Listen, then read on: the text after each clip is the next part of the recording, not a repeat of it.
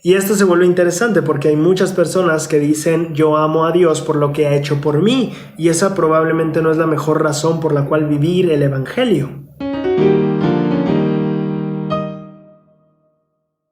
¿Qué hay de nuevo, mis buscadores de tesoros? Mira, buscador no sonaría tan mal. Es que estoy buscando una manera de comunicarme o dirigirme a ustedes y no sé cómo decirles, ¿no? Gente, humanos.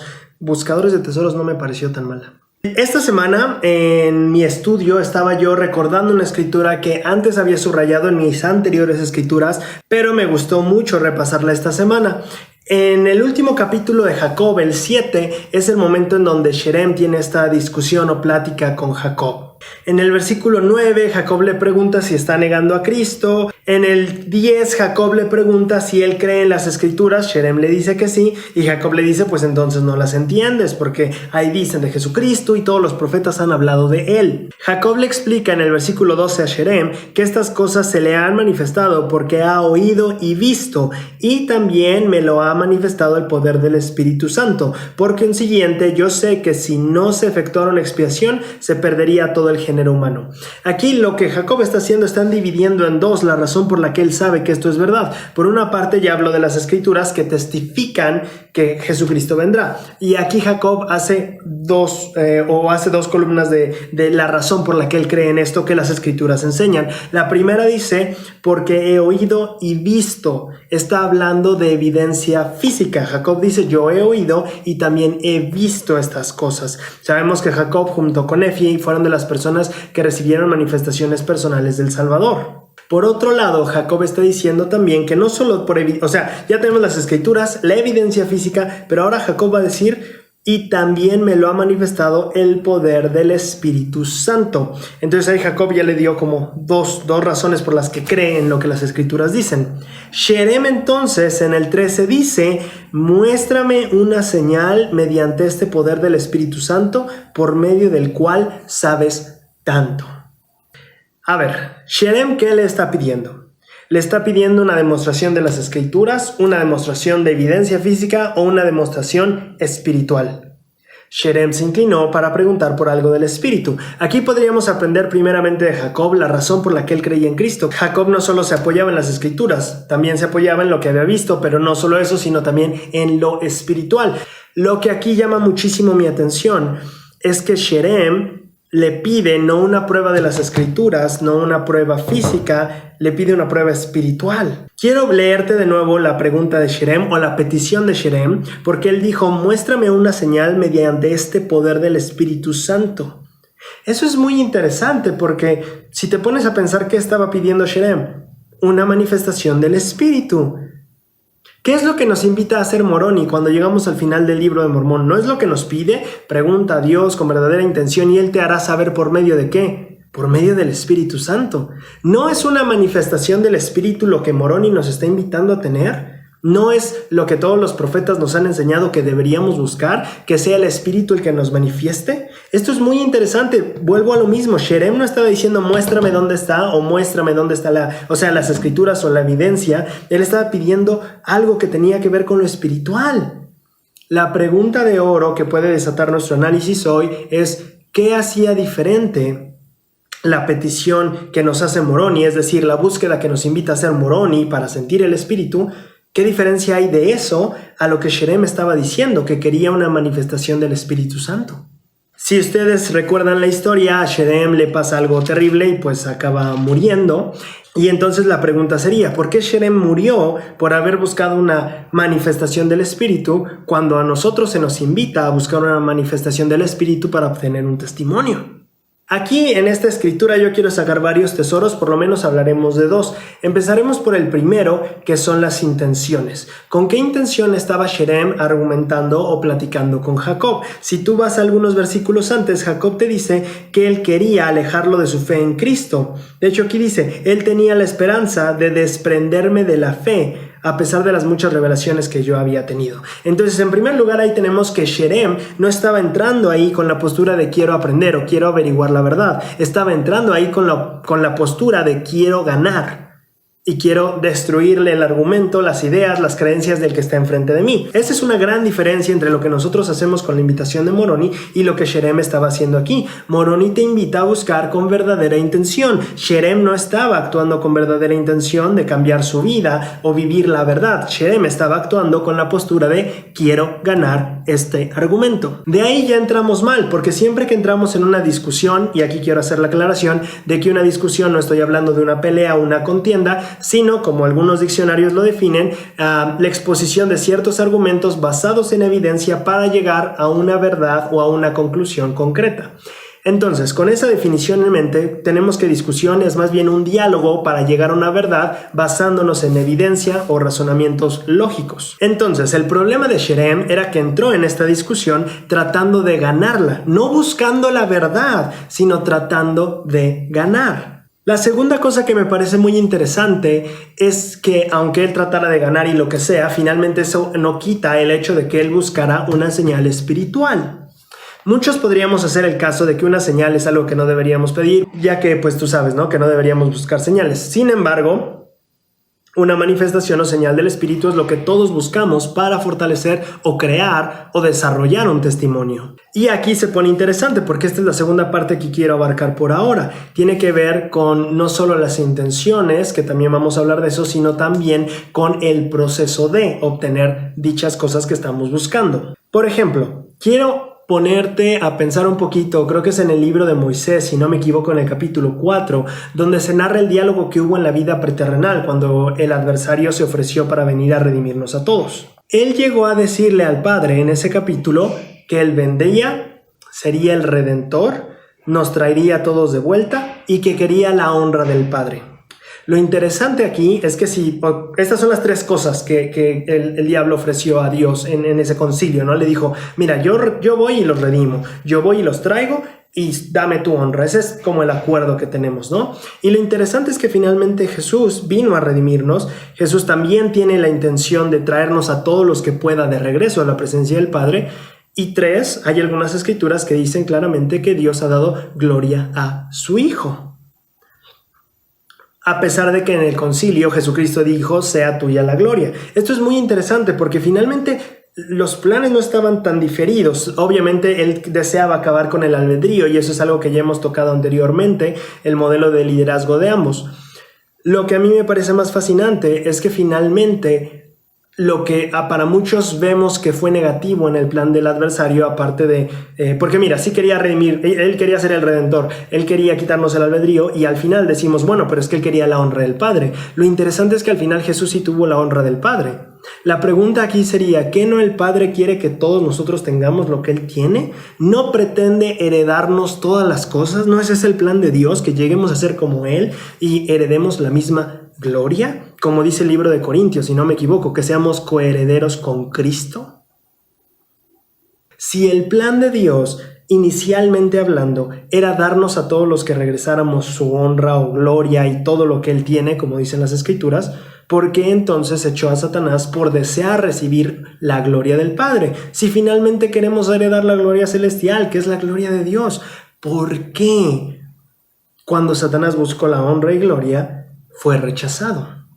Y eso es lo interesante, porque es algo muy parecido a lo que está pasando con Sherem. Finalmente sí debemos tener todos nosotros una manifestación espiritual con la cual crezcamos nuestro testimonio, y en parte eso es lo que Sherem buscaba, o decía que buscaba. El asunto es que tiene que ver con el proceso. La manera de pedir el don tiene mucho que ver con cómo vamos a recibir el don.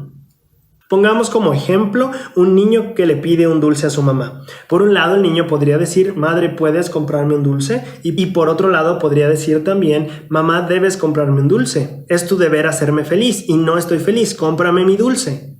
¿Me explico la gran diferencia en cuanto a cómo pedir el don? Y aquí es lo mismo con lo que está pasando con Sherem y lo que está pasando con el adversario. No fue, si te das cuenta, la manera de recibir la gloria del Padre era diferente entre el adversario y Jesucristo. Jesucristo dijo, sea tuya la gloria. Satanás dijo, dámela. Finalmente Jesucristo sí tuvo la gloria del Padre, pero no fue por estársela pidiendo. Fue porque luchó y trabajó y se hizo merecedor de esa herencia. Y es lo mismo que está pasando con Sherem. No es que Dios no le hubiera gustado darle una manifestación espiritual y un testimonio por medio del poder del Espíritu Santo. Es simplemente que la manera en la que la estaba buscando no era la adecuada. Cuando nosotros buscamos dones en base a la arrogancia o en base al egoísmo, regularmente no tendremos el favor de Dios para recibir de esos dones. Algo que me gusta muchísimo en el libro de Jesús el Cristo es que Talmage explica que Jesús tenía un poder, pues sí, sobrenatural. Podría transformar el agua en vino, las piedras en pan y todo ello. Pero lo que Talmage explica es que lo que Jesús sabía y entendía bien es que ese poder extra o ese poder mayor que tenía no era para complacencia personal, sino para servir a su prójimo. ¿Me explico? Por esa es la razón por la que Jesús no hizo las piedras en pan, pero sí una vez hizo agua en vino para servir a la comunidad. Estaba en una boda de un amigo y ok, ahí está el vino, pues. Y no lo hizo cuando sí tenía hambre y sed. ¿Te das cuenta? Él usó el don para bendecir a los demás. Imagínate esto, Jesús hizo me parece fueron 2 peces y 5 panes, alimentó a muchísimos. ¿Por qué no se alimentó a sí mismo en el desierto?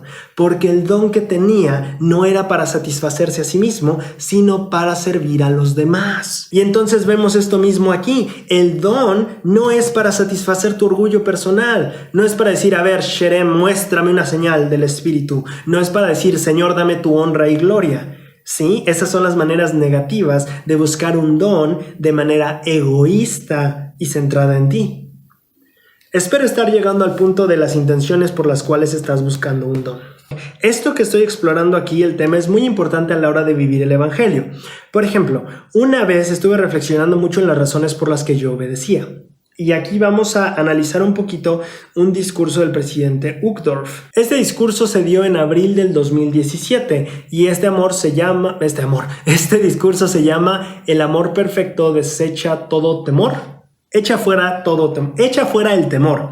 En este discurso el presidente Uchtdorf contrasta el obedecer por miedo o el obedecer por amor. Esto es un poco diferente a lo que estábamos haciendo, ya que en la anterior hablábamos del tener un don para servir a los demás o para servirme a mí, pero aquí estamos otra vez hablando de intenciones.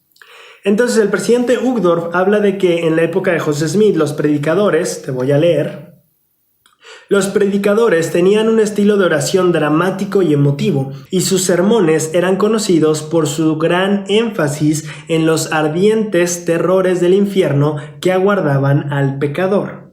Entonces el presidente Uchtdorf está enseñando que en el tiempo de José Smith los predicadores se enfocaban mucho en qué te pasaba si no obedecías a Dios. Se enfocaban en la parte negativa, en la parte del castigo, en la parte de tenle miedo a Dios, porque si no lo obedeces te va a castigar y te va a ir muy, muy mal. El presidente Uchtdorf continuó diciendo que históricamente el temor a menudo se ha utilizado como un medio para hacer que la gente actúe. Los padres lo han usado con sus hijos, los empleadores con sus empleados y los políticos con sus votantes. El presidente Uchtdorf dice que a veces usamos métodos similares para que otras personas hagan lo que nosotros incluso querramos. ¿Cuál es el problema con usar el miedo como motivador? ¿Y por qué no deberíamos seguir al Padre con miedo? Esto es algo bastante importante porque hace una semana que publiqué el video de cuando nosotros no nos sentimos felices viviendo el evangelio y a veces ponemos muchas cargas sobre nosotros. Alguien me escribió preguntándome, esto es muy importante y tiene que ver bastante con lo que vimos la semana pasada, porque hay personas que no pueden darse ese paso atrás en el evangelio, en el sentido de ganar una perspectiva, como poner en pausa algunos programas, porque tienen miedo de que Dios no esté contento con ellos o que Jesucristo venga y no esté complacido con su trabajo. Y esto es muy interesante porque las personas que la semana pasada reflexionamos en decir, oye, pero ¿qué tal si me equivoco y no vaya a ofender a Dios? Estás actuando mucho desde una perspectiva de miedo. De hecho, este sería un síntoma de que no estamos viviendo el evangelio por los motivos correctos. El presidente Uchtdorf dice, es cierto que el temor puede ejercer una poderosa influencia sobre nuestras acciones y nuestro proceder, pero dicha influencia tiende a ser temporal y poco profunda. Entonces, ¿qué pasa cuando nosotros obedecemos por miedo? La influencia que va a tener, incluso en nuestra naturaleza interna, no va a ser tan poderosa que si lo hiciéramos por otros motivos, como el amor, por ejemplo. Ahora, otro motivo interesante de explorar, porque ya el presidente Ugador nos dio dos motivos que estamos aquí viendo. Por una parte el miedo, que es el que no queremos utilizar, y por otro lado está el amor, que tiene un efecto duradero, eterno y todo esto. Ahora, yo he notado que algunas personas dicen en su mayoría, y esto está bastante interesante, porque muchas personas llegan a decir, bueno, es que yo amo al Padre debido a todo esto que me ha dado, o yo amo a Dios porque nos ha bendecido mucho en mi familia. Y entonces viene a mi mente un poquito de lo que tratábamos al inicio de por qué creer en Cristo, y viene a mi mente, entonces si no te diera estas bendiciones o si no te protegiera, tú no lo amarías tanto como lo amas hoy. Y esto se vuelve interesante porque hay muchas personas que dicen yo amo a Dios por lo que ha hecho por mí, y esa probablemente no es la mejor razón por la cual vivir el evangelio. Si una novia estuviera con su novio solo porque le da cosas y por lo que hace por ella, creo que tal vez sus motivos como para amar tal vez no sean los más adecuados. Si solo estamos apreciando a alguien por lo que nos ha dado, tal vez no sea un amor tan puro como una persona que ama sin necesidad de estar recibiendo nada a cambio. Otro ejemplo interesante sería, un hijo regularmente puede estar agradecido y amar al padre por las cosas... Por ejemplo, un hijo podría estar agradecido y amar a su padre por las cosas que su padre ha hecho por él, pero si buscas un amor más puro, deberás enfocarte en el amor que hay de padre a hijo. ¿Qué le ha dado el hijo al padre? ¿Qué le da un niño a su padre? No hay ningún beneficio de por medio. El padre, en cambio, estoy hablando de madre y padre, obviamente, tienen que dar de su vida para su hijo. El hijo no está dando tanto de su vida, ni de su trabajo, ni de su economía para sus padres, sino está funcionando más o menos al revés. Entonces, pongamos un ejemplo todavía más elevado, ¿no? Jesucristo nos ama, o Dios nos ama por lo que nosotros les hemos dado o hemos hecho por ellos. Si nosotros dejáramos de hacer hoy lo que hemos hecho por ellos, ¿ellos dejarían de amarnos?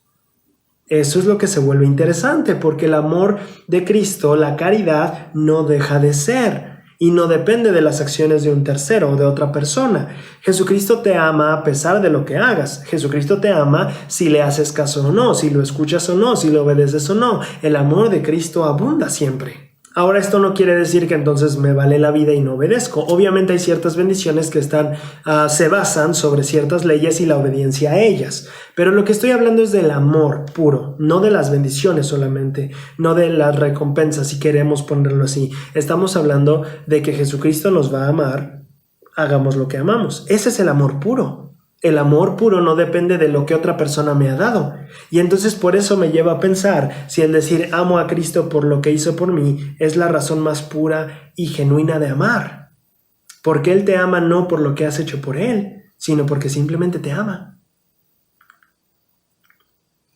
Y entonces para mí, en mi mente, entra esta idea de ¿por qué amo al Salvador? ¿Por qué amo a Dios? Cuando estuve empezando a reflexionar en eso, hace como unos 5 años, tuve la casualidad de encontrarme en la misión y encontrar una persona que le preguntamos si amaba al Salvador. Y esta investigadora dijo sí, y le preguntamos por qué.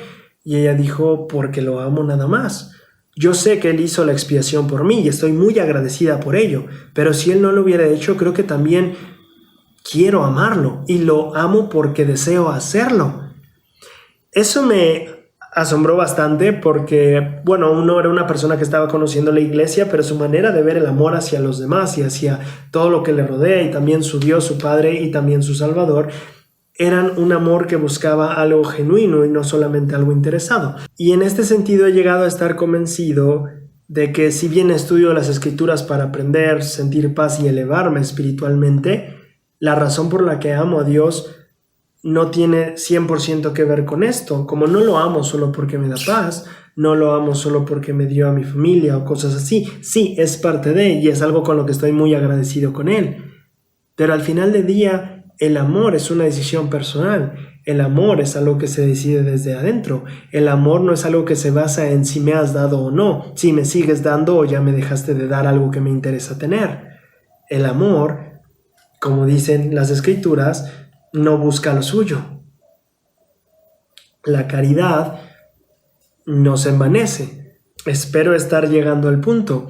Entonces, como conclusión final, Es importante analizar las razones por las cuales vivimos el Evangelio. Y no digo que esté mal vivirlo por recibir las bendiciones que nos son prometidas. Acabo de poner el ejemplo de que a mí me gusta leer las Escrituras porque aprendo, me elevo y adquiero paz. Esa es una bendición que está ligada a algunos principios o mandamientos y está bien vivirlos para recibir esos mandamientos. Es como estudiar una carrera, ¿sabes? Entonces, esta es una de las razones por las que leo las Escrituras. No es solo porque quiero que Dios me bendiga con esa paz, que sí, también está bien, porque es parte de la bendición por este mandamiento, pero también viene del quiero conocerlo más, quiero saber quién es, ¿me explico? Cuando tú quieres a alguien, quieres pasar más tiempo con él. Lo que me gusta de estas meditaciones es que podemos replantear nuestros motivos y también lo bueno o no tan bueno que hay en nuestra manera de amar, en el por qué hacemos las cosas y en el por qué amamos a quienes amamos.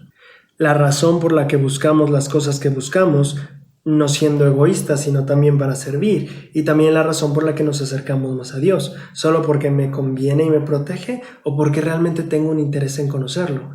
Hay personas que yo pienso rayamos en la superstición al decir, bueno, es que mejor me quedo cerquita de Dios para que no me pase nada malo, en lugar de quiero estar cerca de Dios porque quiero conocerlo, porque quiero sentirme más cerca de Él y punto.